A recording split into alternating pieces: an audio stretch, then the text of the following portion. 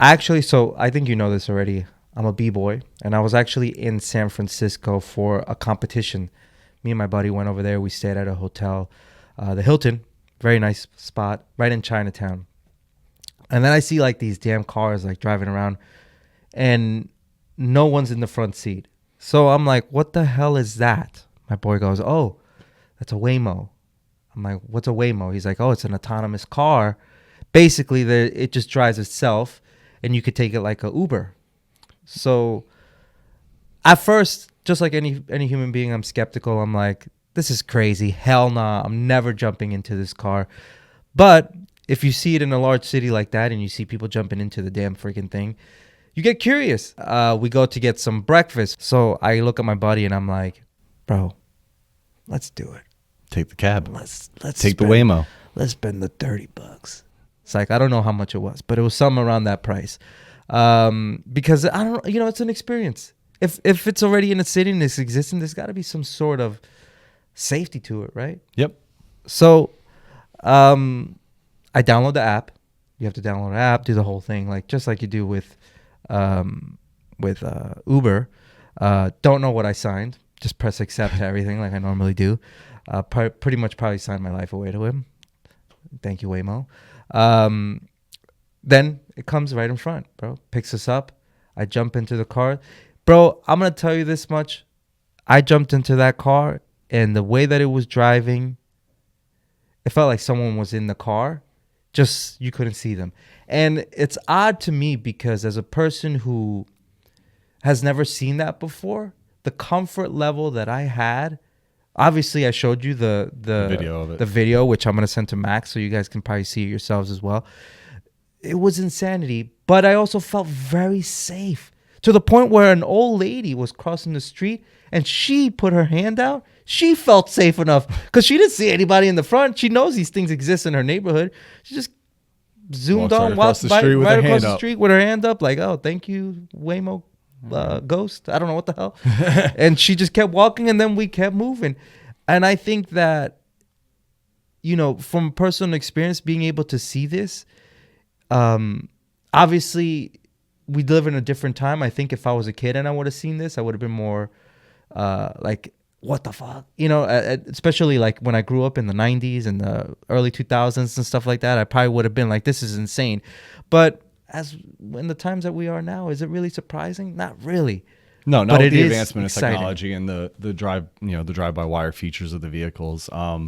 We were actually talking about this when we were discussing it, and I just find it a little disconcerting that there's a wheel, there's pedals, but there's no operator. Yeah.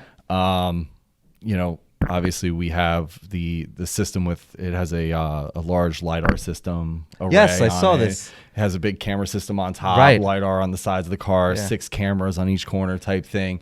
And that's all well and good. Right. And I think the problem that I have with it is that you are taking that one instinct factor out of like the drivers learn, right. We experience things on a day-to-day basis and we improve upon it. And yeah, we can say algorithms can do that. We can say computer systems can do that. But where is that? Are we ever going to see that capability out of the car where it can make those decisions that are necessary in a bad situation? We've talked about the trolley problem and how, you have 100 people on this side, you have 10 people on this side. Which one do you choose? Hopefully the brakes. But, besides that. Yeah. And so perfect segue to GM has their own version of Waymo, which is called Cruises. They have it in Arizona, and they actually had to discontinue it for a while because there was an accident. It dragged a person 20 feet. Okay. And basically, obviously it created this whole hoopla of something going on. Even the CEO eventually resigned, and it was a big deal about, But the bad thing about situations like that, especially with humans, because we're skeptics in general. So when something like this happens, it puts you, Oh, you think of the worst thing possible, right? Of course. And it puts the industry 20 steps backwards. Correct. You know what I mean? So I'm sure that a lot of these companies that are coming out with these businesses, like Amazon has the Zoox. There's also Tesla, obviously, and then out in England, they have this company called Wave doing the same thing, testing all these type of things. And basically what it is, long story short, we are heading that direction. But when something like this happens, or unfortunately, Tesla had their own issues as well in the past with, self-driving situations as well, it puts you 20 steps backwards. But at the end of the day, when you see something as successful as Waymo happening, you kind of start to feel like, okay, like I could do this. You know what I mean? Like even down to obviously Tesla having their Cyber Day, or what was it called? Whatever, the big cyber event. Yeah. Where they had the little cyber taxi. Cyber taxi. There we go. Yeah. So the problem is I started watching the videos on the Waymo. Now I'm a little bit more open to the Waymo technology versus, say, the Tesla technology, because I feel like the Tesla technology is there's no redundancies. Yeah. We talk a lot, we mess around and talk about aircraft here sometimes, and how that plays a factor into the automation aspect, and we're okay with a plane flying for us, but are we okay with a plane landing or taking off for us? Right. Because that's a whole different set of circumstances with a whole bunch more factors than just cruising down, cruising through the air at whatever speed, right, or cruising down the highway. We're a lot more comfortable with a camera looking and making decisions on a Tesla, versus where we found that camera system has fallen short and caused accidents. Right. So that's kind of why I'm more open to what Waymo is doing, because they have a better sensor array, but they're ugly. The sensor array is a major eyesore. Right. And how do you convince the future of car companies, where aesthetics is a major factor in their brand, to incorporate these technologies into their vehicle? Yeah, I mean, I get where you're coming from. At the end of the day, visually what it looks like for example, what happened with Tesla and the way that they showed that cyber cab, it's a good looking car. It literally reminds you of like movies from the future. It looks like it's right out of Back to the Future. Like it would fit right into any of those movie sets. And to me, that feels more like a prop also. And that's the thing. It was exactly what it was that was a prop on a stage that, they're talking about wireless charging. They're talking about all these other technologies in it. Have you used your wireless charger on your phone? Never. How does that work? It's not good, right? No, I don't think anybody else, obviously there are instances that it works, but for the most part, it's not a great technology. Right. And to rely an entire taxi service on that technology. Good point, man. It's, a lot to ask of somebody. You're asking a major investment. Well, so one of the cool things, and again, I'm going to say straight up, we're not experts in this, obviously. We literally did research. We're just interested. Yeah. Obviously, the reason why we're even talking about it is because I jumped into one of these things and I really had a good time with it. Yeah. I thought it's the future. I just insanely thought it was really cool. But one of the cool things that I love that Tesla is talking about is that although it's very optimistic that by 2027, we're going to have these available to purchase. We can purchase it. That's what he's saying. Now, I'm no one to question Elon Musk. He's obviously done a lot more and accomplished a lot more than I have. I'm over here spinning on my head, so I'm not going to sit there and tell him that he can't do it. But I think he can, and if he does do it, that's honestly great. And he's talking about a under $30,000 price range. Bro, imagine being able to own one of these things, being able to just, me and you, like, yo, I'm going to come pick you up, and then we just hop in the backseat and bullshit and watch a movie? Well, I guess iRobot? 30,000 is completely feasible if you don't put a steering wheel or brakes in the car. I mean, I guess you're saving on having to put pedals in and all that. Yeah. But no, $30,000 price tag is, to me, extremely optimistic. I mean, the car is very bare bones. Right. I think they even talked about how there's not even buttons to open the door on that model. And I think right now coming from somebody that's like me who works on cars and is experienced with cars, like not having that tactile feedback, not being able to pull a handle, not being able to pull a lever to do things is very disconnecting. We're so used to it. I like having analog input, like the touch screen, and not having tactile buttons, and losing all that. I feel like we're losing a part of the automobile that we like. Yeah. Everything has a touch screen in it now, and I miss that. I miss having knobs. Have you ever seen that movie that was on Netflix where it was like the Tesla cars were like kind of like all crashing at the end together. Yes, Yeah. So my biggest fear is like getting into one of those damn things, and then like I'm not able to open the fucking door. And You're not able to do anything, and that's so. Cars break. Right. I made a career from cars breaking. Yeah. As soon as the repair aspect, so that car breaks and now you're inside, and getting out becomes a massive difficulty. But to play devil's advocate here, I have been in cars before where it's latch and you can't open the damn thing and you have to break it open to open it. That's happened to me before, actually, where I couldn't open the latch because it must have been stuck or something, whatever it may be. At the end of the day, I think that we're cautious. That's what we do as humans. We tread lightly. It's the way we take care of our kids. It's the way that we do stuff in general ourselves, is with caution. And I think that we're looking at this with caution. But like a lot of the videos that I watch, a lot of people are like, listen, if it's true and tested and there's 10,000 rides that everyone's riding good, but I don't know where it's just one crash. They're talking about, and this is like statistics directly from Waymo, that it's 85% less crashes happening with them than they are with humans. And I get that. You're in a geofenced area with maps that are already scanned in. You have an array of sensors. Yes, obviously low speed accidents, things like that are going to decrease. Mm-hmm. Because you're tipping the board in your favor every step of the way. Sure. And we all know that driving a car, there are times where the board is knocked off the table and all hell is breaking loose, and we have to make decisions. And the question is that vehicle going to be able to make sure that you're safe in that situation where your driving ability could make sure you were safe? Right. And I think that even that little article that Max had mentioned, which I should have looked up, but I didn't get to look up Max, was the one where the Waymos are in the parking lot and they're just like constantly honking and intersection, when they all got into the intersection together and they couldn't figure out who was supposed to go first. Yeah. And they locked down and they essentially bricked themselves because they were having conflicting commands. And that's one of those situations where you're like, kind of like, is this technology ready to make decisions? Oh, that was the parking lot. That's the parking lot where they honk all night. Yeah. This was even worse. They would just sit there and lay on the horn all night long as these people are trying to sleep. So it's like 2:00 in the morning. They're just beeping the horn over and over and over again. But the reason why I bring that up is because it's one of those things where it's like, there's still some flaws in the system where, for example, imagine me and you and Max just randomly yelling in a parking lot, going, people would be like, yo, you guys are insane. What are you doing? Obviously, we don't do that. But that's the point is just like a lot of this, we've lived in the combustion engine era for a very long time. Correct.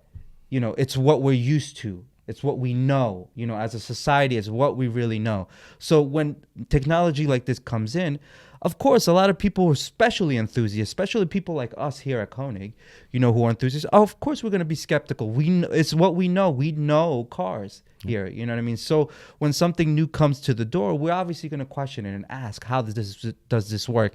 And the cool thing about these companies is that they're willing to try and answer it for you. And they're willing to try and say, we don't know, or we're trying to figure it out.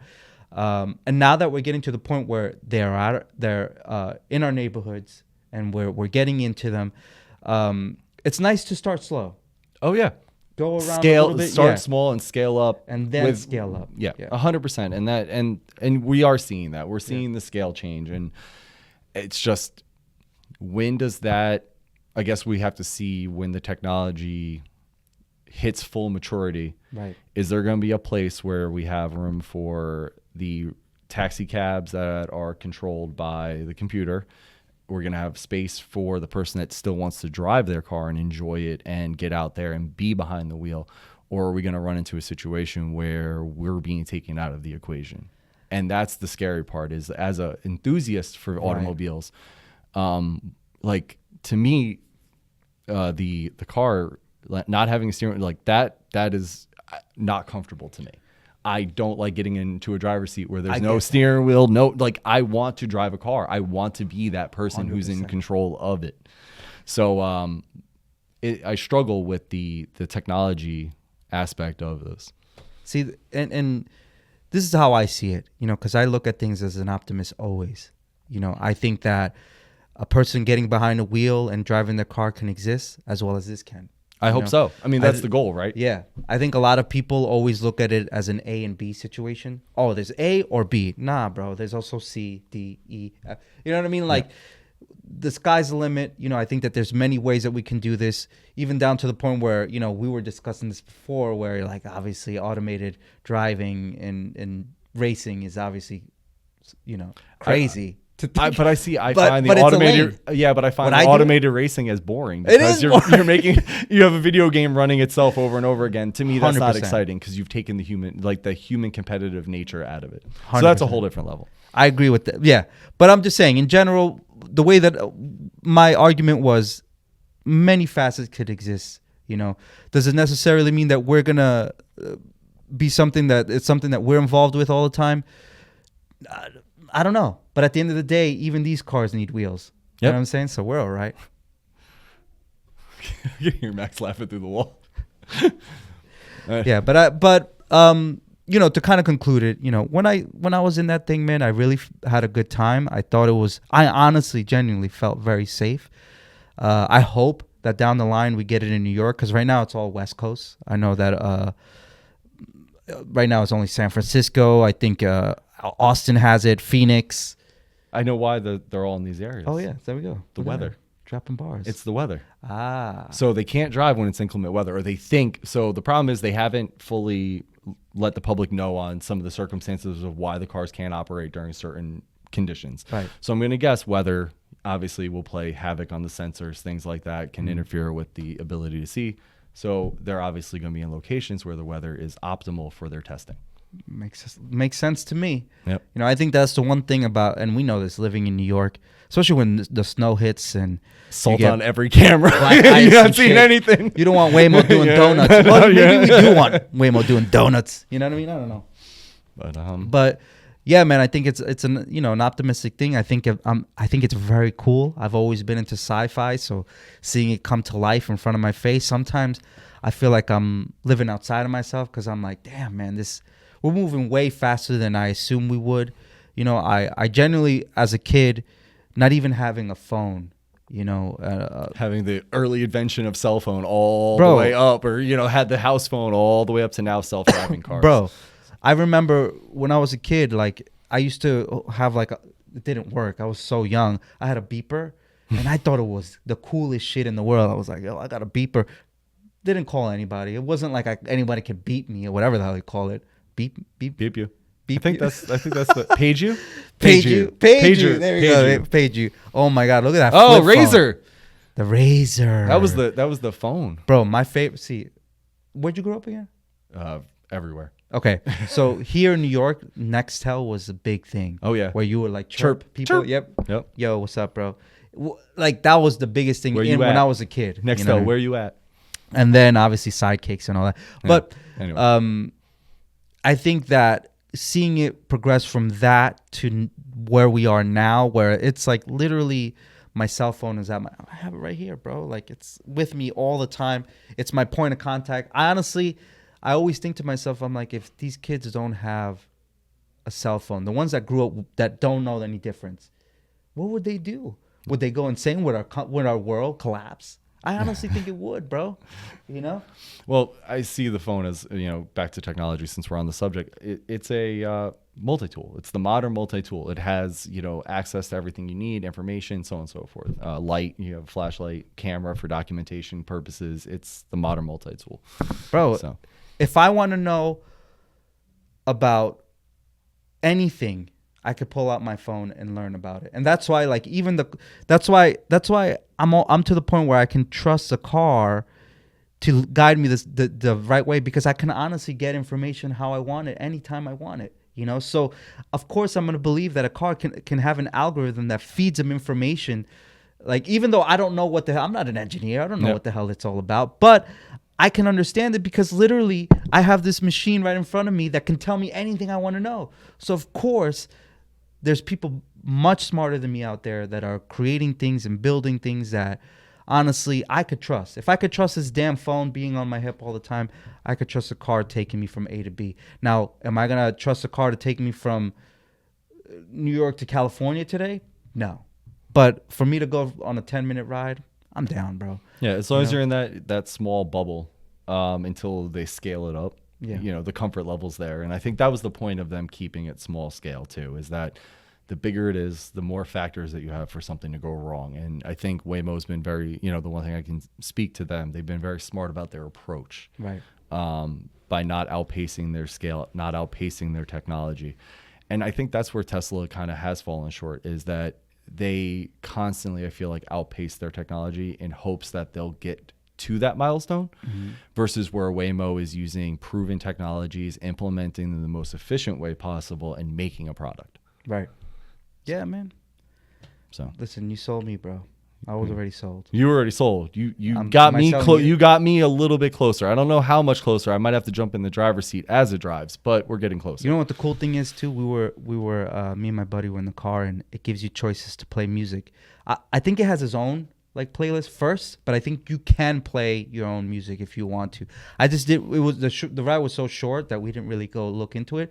But I'm gonna tell you this: Waymo has banger beats on her. So, but no Hot Banger. 97, no Hot 97, no No, Z100. no. I mean, So, maybe you can. I didn't really choose to. The beats were so banging, we left it on. We were like, you know, me and my boy were ready to freaking breakdance to that shit, you know. But yeah, man. Long story short, you know, this is another thing that I noticed when working here. When Tesla started to roll around, and you know, it was the new electric car and all this stuff. Obviously, you've seen it now. I remember seeing it come into market, and the aftermarket companies being like, what's going to happen now? Like, electric, bro, the aftermarket companies are still succeeding. Look at us. Yep. We have so many damn cars with our wheels on them now, you know? So I think that's the one cool thing about working for a company like Koenig, is that, you know, we're going to stick around. And as long as the wheel's around, we're around, you know? So anyways, yeah, bro. Peace out, guys. Well, thank you guys, and follow me on Instagram. Peace.